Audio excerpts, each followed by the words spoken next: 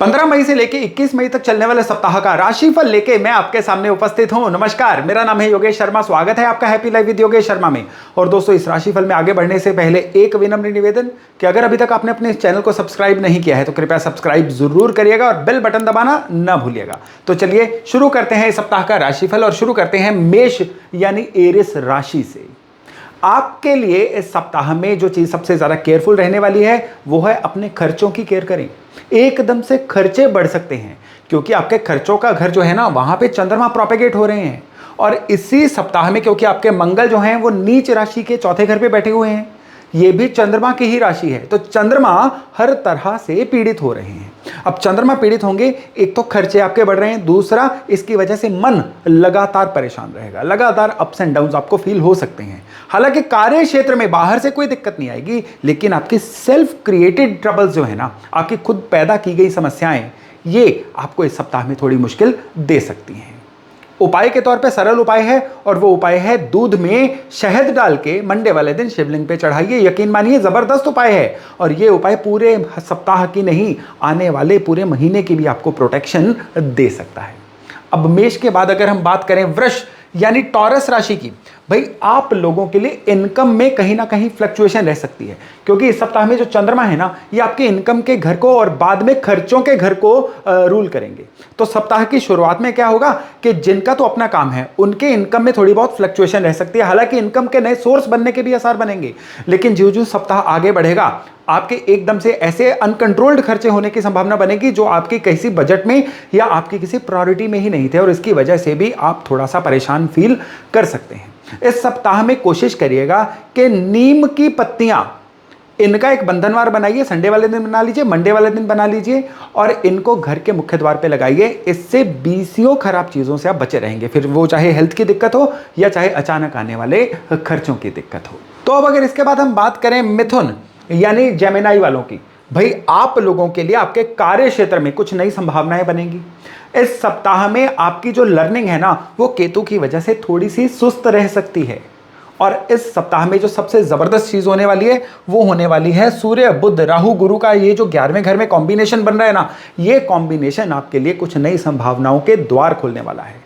कुछ प्रॉपर्टी का लेना या बेचना भी इस सप्ताह में हो सकता है और विशेष तौर पे टूरिंग के थ्रू आपको धन आ सकता है या टूरिंग के थ्रू कुछ आपके जीवन में नई संभावनाएं बन सकती हैं।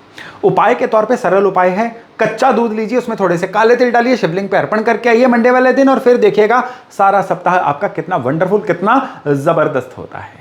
अब अगर बात करें कर्क वालों की, भाई कर्क राशि वालों के लिए ये जो सप्ताह है ना, धर्म कर्म में पूरी तरह से इन्वॉल्व हो जाने का है।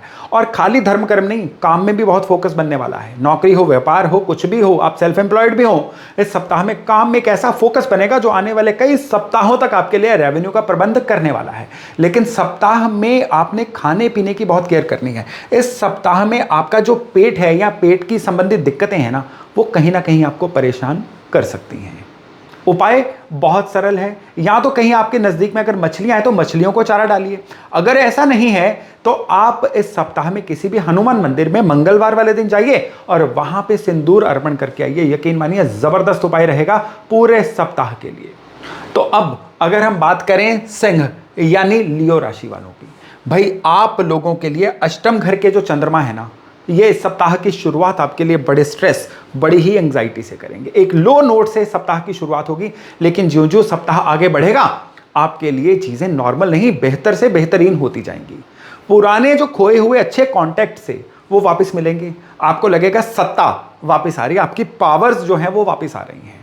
इस सप्ताह में लोग भी आपको खूब वैल्यू देनी शुरू करेंगे, आप रिकॉग्नाइज भी होना शुरू करोगे। लेकिन मन के उचाट रहने की वजह से कई बार संभावनाएं बनेंगी कि आप कुछ अपॉर्चुनिटीज को गंवा दो। शिव मंदिर में आपने गुड़ का चूरा कच्चे दूध में डाल के शिवलिंग पर अर्पण करना है। यह है आपका इस सप्ताह का उपाय, जिससे मन की खिन्नता भी जो है ना, ये आपकी तरक्की के आड़े नहीं आ पाएगी। अब अगर कन्या वालों की बात करें तो भाई आप लोगों के लिए जीवन साथी से संबंध अच्छे बना के रखना ये बड़ा जरूरी है। इस सप्ताह में काम कारोबार में आपको कुछ नए मौके मिल सकते हैं। पिछले कुछ समय से जो लो चल रही थी ना चीजें, अब बहुत बढ़िया हो जाएंगी। लेकिन आपके वर्क प्लेस पे आपके खिलाफ साजिशें, आपके खिलाफ षड्यंत्र अपने काम में भी हैं, तो लोगों से डिफरेंस ऑफ ओपिनियन ये इस सप्ताह में फील हो सकते हैं। आप संडे या मंडे जो डोमेस्टिक लेबर होती है, यानी कि आपके घर में काम करने वाले जो हाउस हेल्प होती हैं, उनको किसी ना किसी तरह का राशन किसी बहाने से जरूर दीजिए। ये उनके लिए भी अच्छा रहेगा और आपके लिए तो सुपर गुड रहेगा। अब अगर इसके बाद हम बात करें तुला यानी लिब्रा वालों की, भाई आप लोगों के लिए रोग के घर में हैं आपके चंद्रमा। सप्ताह की शुरुआत में छठे घर में रहेंगे और जो जो सप्ताह आगे बढ़ेगा ये चंद्रमा का गोचर आपके 7th हाउस से चलेगा। इस सप्ताह में आपके जो कॉम्पिटिटर्स हैं ये आपको थोड़ा सा सफोकेट कर सकते हैं। ऑफिस में आपसे जलने वाले लोग जो हैं आपके रास्ते में अड़चने डाल सकते हैं। इस सप्ताह में जो बच्चे कॉम्पिटिशन्स की तैयारी कर रहे हैं उनके लिए तो गुड न्यूज़ है, लेकिन जो लोग अपने काम कारोबार में उनके लिए बहुत ज़्यादा स्ट्रेसफुल सा समय रहने वाला है। बाकी ओवरऑल चीज़ें इस सप्ताह में बहुत ही न्यूट्रल रहेंगी। इस सप्ताह में जो सबसे ज़रूरी चीज़ है ना, आपको अपने बारे में बड़ी केयर करनी है। इस सप्ताह में अपनी खुद की जो डेवलपमेंट है ना, आपकी खुद की अपग्रेडेशन है, उसकी तरफ भी बहुत सारा ध्यान दीजिएगा। उपाय के तौर पे आपने गौशाला में जाना है और हरा चारा गाय को खिलाइए। ये सप्ताह के किसी भी दिन में किया जा सकता है, लेकिन शुरुआत में करेंगे तो पूरे सप्ताह की ऊर्जा टोटली आपके साथ रहेगी। और अब अगर इसके बाद हम बात करें वृश्चिक यानी स्कॉर्पियो वालों की, भाई लोगों से उलझने से बचिए।